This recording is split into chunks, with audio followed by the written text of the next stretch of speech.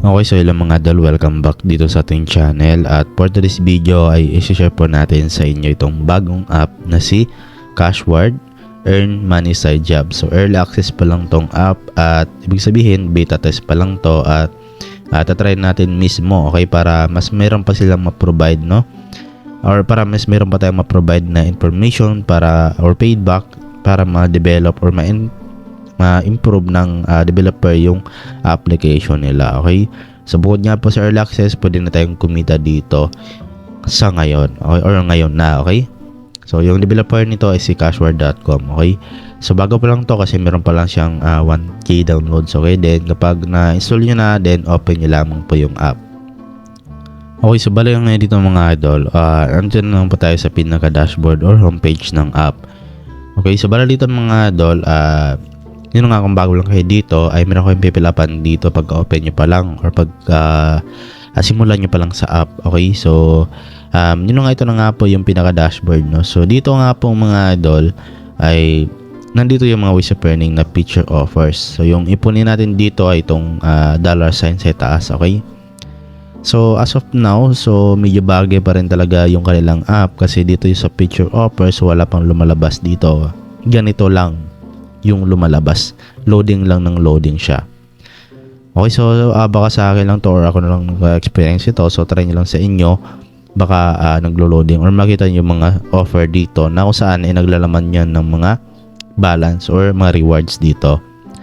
Okay, so bale ngayon hindi ko talaga siya maipakita sa inyo or may demo sa inyo kung ano nga ba yung meron dito sa feature offers kasi yun nga, ano pa lang tong app, okay, early access pa lang, okay? So kumbaga pwede yung pwede kayong gumawa ng feedback, no, about sa developer ng app, no, or dun sa developer ng application na to para mas maging ma-improve niya or ma-developan niya yung kanyang application kasi kung ganito lang yung nangyayari sa kanyang app, so medyo mahirap talaga tayo makapag-earn dito, no?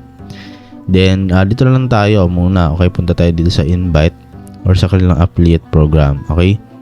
So dito na lang tayo magpo-focus sa ngayon kasi wala pa tayong mga feature offers dun sa pinaka homepage. So bale, ang gawin mo lang, i-share mo lang tong referral link mo, ayan. Then meron kang 10% na commission at can be changed in the future, okay?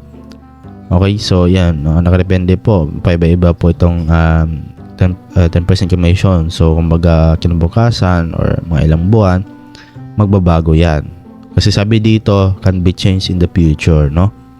Ayan, at ito na nga po yung code natin, okay? Copy nyo lang to and then or click nyo lang tong share link, ayan, okay? Then i-share nyo lang sa mga kaibigan ninyo at nandito po yung mga user referred mo kung ilan na yung invite mo at yung earnings last 30 days, ito yung na-earn mo sa mga na-invite mo or dito sa kanilang affiliate program, okay?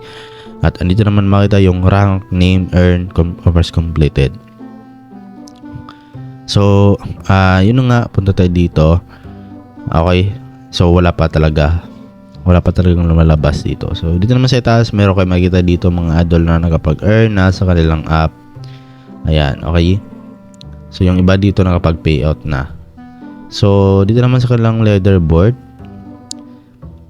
ay dito I think pwede rin tayong sumali.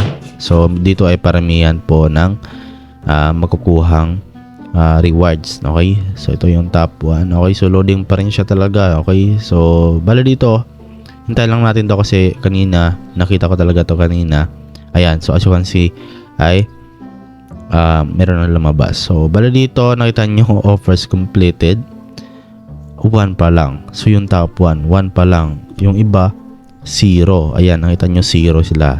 Kasi yun na nga, dito ay loading lang ng loading. Wala pang lumabas na mga feature offers or mga offers na pwede nating sagutan or i-take. Okay? So yun lang yung downside dito sa app na to. Baka mag-update ulit sila. Okay? At baka maging smooth na kayong kanilang application. So mas maganda na matutunan muna natin sa ngayon na para in the future kapag nag-update na sila ay iti-take nyo na po yung opportunity, okay? So ngayon naman is kung paano nga ba natin may cash out yung mga naipon natin na dollar coins or dollar bill dito. Okay, so punta lang kayo dito sa mga idol sa kanilang mga gift card. Ayan. So nandito po yung ano natin. Okay, yung balance USD natin at automatic po yan ma-convert or nandito po natin makita kung magkano siya into Philippine Peso or local currency natin. So marami dito mga idol. Ang kinagadahan lang dito, marami talaga yung mga payment method nila. Okay, kumbaga mga kung saan natin siya i-withdraw. Okay, marami dito mga idol. So bala dito, scroll down nyo lang ng scroll down hanggang makita nyo po dito yung GCash. Kasi medyo marami talaga to, no? Ayan. So scroll down lang natin at bali, post ko lang muna to and then balikan ko na lang kayo once na makita na natin yung GCash. Ayan mga idol. Okay, so scroll down nyo lang and then until makita nyo po yung GCash dito. GCash PHP. Ayan. Click nyo lang yan. And then, dito na nga. Okay, so bale yung pinaka minimum na pwede nating ma-withdraw dito ay 100 pesos. Yan. So meron po siyang fee na 14 pesos. Okay.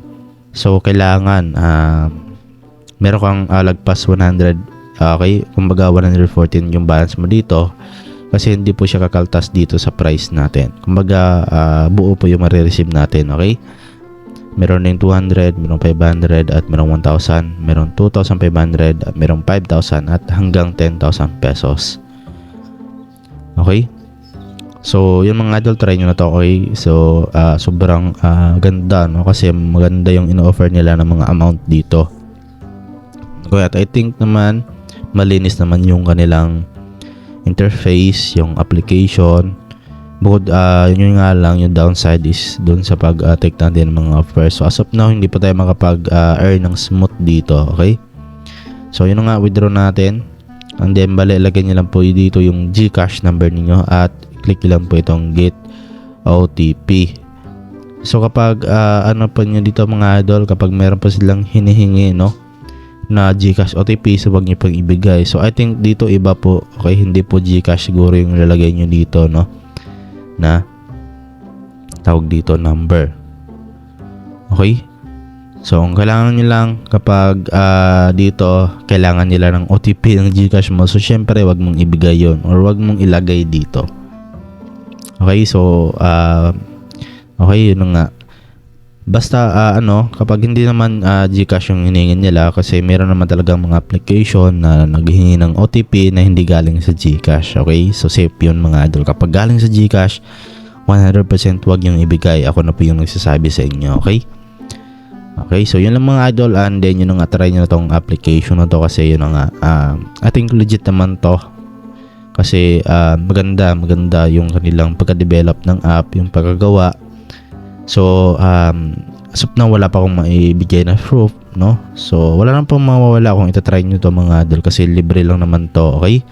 So, yun na nga. So, siguro hanggang dito lang yung video natin, okay? So, don't forget to like, share, subscribe at see you sa next video natin at maraming salamat sa iyong panonood.